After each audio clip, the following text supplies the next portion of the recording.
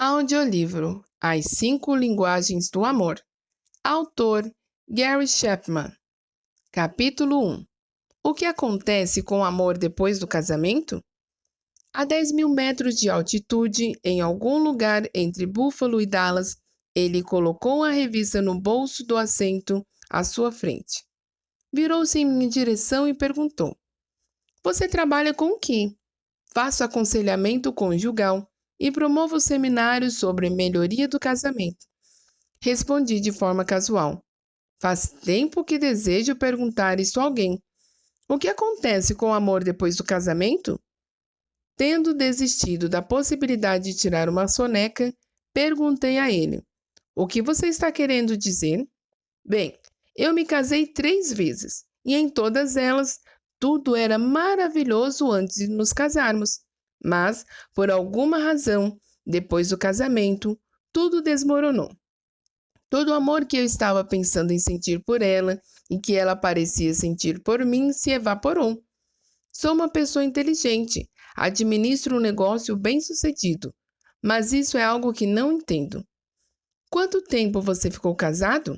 O primeiro casamento durou cerca de 10 anos. O segundo durou 3 e o último quase 6 anos. Seu amor evaporou de uma hora para outra após o casamento ou foi uma perda gradual?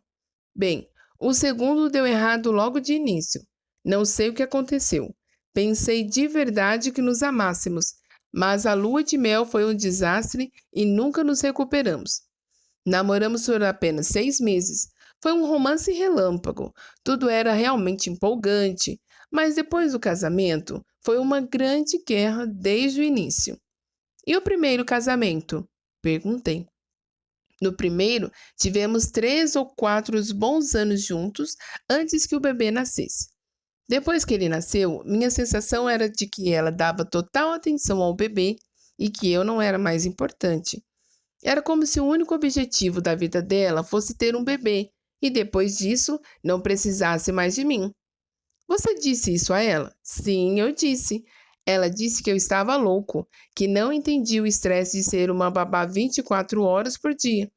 Disse que eu deveria ser mais compreensivo e ajudasse mais. Eu realmente tentei, mas parecia não fazer diferença.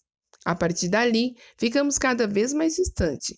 Depois de algum tempo, não havia mais nenhum amor, apenas indiferença. Nós dois chegamos à conclusão de que o casamento tinha acabado. E o último casamento? Veja, eu realmente achava que seria diferente. Fiquei divorciado por 3 anos. Então, namoramos por 2 anos. Achava de verdade que sabia o que estava fazendo. E talvez pela primeira vez na vida, realmente imaginei que soubesse o que significava amar alguém. Sentia sinceramente que ela me amava. E o que aconteceu? Não acho que eu tenha mudado depois de nos casarmos. Continuei a expressar amor como fazia antes do casamento. Dizia como ela era bonita, quanto eu a amava e que tinha orgulho de ser seu marido. Mas depois de alguns meses, ela começou a reclamar de coisas pequenas, como não levar o lixo para fora ou não guardar minhas roupas. Em seguida, passou a atacar meu caráter, dizendo que não podia confiar em mim e me acusando de ser infiel. Ela se tornou uma pessoa totalmente negativa. Antes do casamento, ela não era assim. Na verdade, era uma das pessoas mais positivas que eu já havia conhecido. Seu otimismo, aliás, foi uma das coisas que me atraíram nela. Nunca reclamava de nada. Para ela, tudo o que eu fazia era maravilhoso. Assim que nos casamos, porém, eu não parecia ser capaz de fazer nada certo. Honestamente, não sei o que aconteceu. Por fim, perdi meu amor e comecei a me ressentir dela. Estava bem claro que ela não me amava. Chegamos à conclusão de que não era bom continuarmos juntos e assim nos separamos. Após uma pausa, ele prosseguiu. Isso aconteceu 1 ano atrás. Sendo assim, minha pergunta é: o que acontece com o amor após o casamento? Minha experiência é comum? É por isso que temos tantos divórcios hoje em dia? Não consigo acreditar que isso tenha acontecido 3 vezes comigo. Será que aqueles que não se divorciam aprendem a viver com o vazio? Ou o amor realmente permanece vivo em alguns casamentos? Se for esse o caso, como é possível? As perguntas do meu amigo sentado no assento ao lado são as mesmas que milhares de pessoas casadas e divorciadas fazem hoje em dia. Algumas perguntas se dirigem a amigos, outras a conselheiros e pastores, e a outras a si mesmo. Às vezes, as respostas são expressas em jargões da psicologia quase incompreensíveis. Às vezes, são expressas por meio de piadas e ditados populares. A maioria das piadas e brincadeiras contém alguma verdade, mas tem a mesma eficácia de uma aspirina oferecida a uma pessoa com câncer. O anseio pelo amor romântico no casamento está profundamente enraizado em nossa formação psicológica. Há inúmeros livros sobre o assunto e programas de rádio e televisão abordam o tema em entrevista.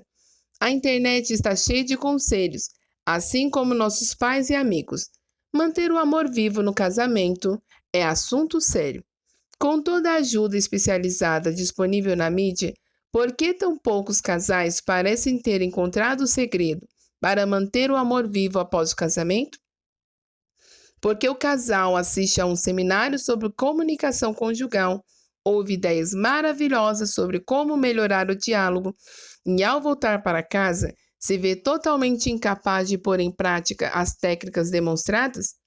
O que fazer quando vemos um especialista em algum programa de entrevista falar sobre as 100 maneiras de expressar amor ao nosso cônjuge? Escolhemos 2 ou 3 maneiras que nos parecem especialmente boas e as colocamos em prática, e o cônjuge nem sequer reconhece nosso esforço? Diante disso, abandonamos as outras 97 maneiras e voltamos à vida normal. A verdade é que deixamos de lado. O propósito deste livro é responder a essas perguntas. Não quero dizer que os livros e artigos já publicados não sejam úteis. O problema é que ignoramos uma verdade fundamental. As pessoas falam diferentes linguagens do amor. Tenho essa formação acadêmica na área de antropologia. Assim, estudei linguística, que identifica determinado número de grupos linguísticos principais: japonês, chinês, espanhol, inglês, português, grego, alemão, francês e assim por diante. A maioria de nós cresce falando a língua dos pais e irmãos, nossa linguagem primária ou nativa, também chamada de língua materna. Mais tarde, aprendemos línguas ou idiomas adicionais, mas em geral com maior esforço. São nossas linguagens secundárias. Falamos e entendemos melhor nossa linguagem materna. Ela nos faz sentir mais confortáveis. Quanto mais usarmos uma segunda língua, mais confortáveis nos sentiremos em conversar nela. Se falarmos apenas nossa linguagem primária e nos encontrarmos com alguém que fala apenas a linguagem primária dele, que é diferente da nossa, o diálogo será limitado. Precisaremos confiar em gestos, grunhidos, desenhos ou encenações para expressar nossas ideias. A comunicação existe, mas é estranha, travada. As diferenças de linguagem fazem parte da cultura humana. Se quisermos estabelecer contato eficiente em diversas fronteiras culturais, é preciso aprender a linguagem daqueles com quem desejamos nos comunicar. É a mesma coisa no âmbito amoroso. Sua linguagem emocional do amor e a de seu cônjuge pode ser tão diferentes quanto o chinês é do português. Por mais que você se esforce para expressar seu amor em português, se o seu cônjuge só entende chinês, vocês nunca entenderão como amar um ao outro. Meu amigo no avião usava a linguagem das palavras de afirmação com sua terceira esposa, dizendo a ela que a achava bonita, que a amava e que tinha orgulho de ser seu marido. Ele expressava amor e era sincero no que dizia, mas ela não entendia essa linguagem. Talvez ela buscasse amor no comportamento dele e não encontrasse. Não basta ser sincero. Devemos nos dispor a aprender a linguagem do amor primário do outro, se quisermos ser comunicadores eficientes de nosso amor. Minha conclusão, depois de 30 anos de aconselhamento conjugal, é que existem 5 linguagens emocionais do amor, 5 maneiras de as pessoas falarem e entenderem o amor emocional. No campo da linguística, uma linguagem pode ter diversos dialetos ou variações. Do mesmo modo, há muitos dialetos dentro das 5 linguagens emocionais básicas do amor. É por isso que existem artigos em revistas como 10 maneiras de fazer sua esposa saber que você a ama, 20 formas de manter seu homem em casa ou 365 expressões de amor conjugal. Não existem 10, 20 nem 365 linguagens do amor básicas. A meu ver, existem apenas 5. Contudo, podem haver inúmeros dialetos. A quantidade de maneira de expressar amor com uma linguagem do amor é limitada apenas por sua imaginação. O importante é falar a linguagem do amor de seu cônjuge. É muito raro o marido e a esposa terem a mesma linguagem emocional de amor.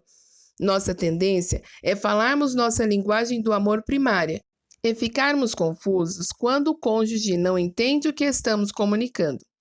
Expressamos amor, mas a mensagem não cumpre seu propósito porque, para o cônjuge, falamos uma linguagem estranha.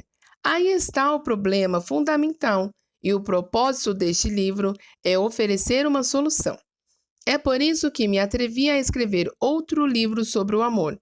Ao descobrirmos as 5 linguagens do amor básicas e entendermos a nossa linguagem do amor primária e a de nosso cônjuge, teremos as informações necessárias para aplicar a nosso casamento as ideias apresentadas em livros e artigos. Assim que você identificar e aprender a falar a linguagem do amor primária de seu cônjuge, creio que terá descoberto a chave para um casamento duradouro e amoroso. O amor não precisa evaporar-se depois da cerimônia de casamento. Para que ele continue vivo, porém, a maioria de nós precisará fazer o esforço de aprender uma linguagem do amor secundária. Não podemos confiar em nossa linguagem nativa, se nosso cônjuge não a compreende. Se quisermos que o cônjuge sinta o amor que tentamos comunicar, devemos expressá-lo na linguagem do amor primária dele. Sua vez, complete a frase. Haveria menos divórcio no mundo se as pessoas...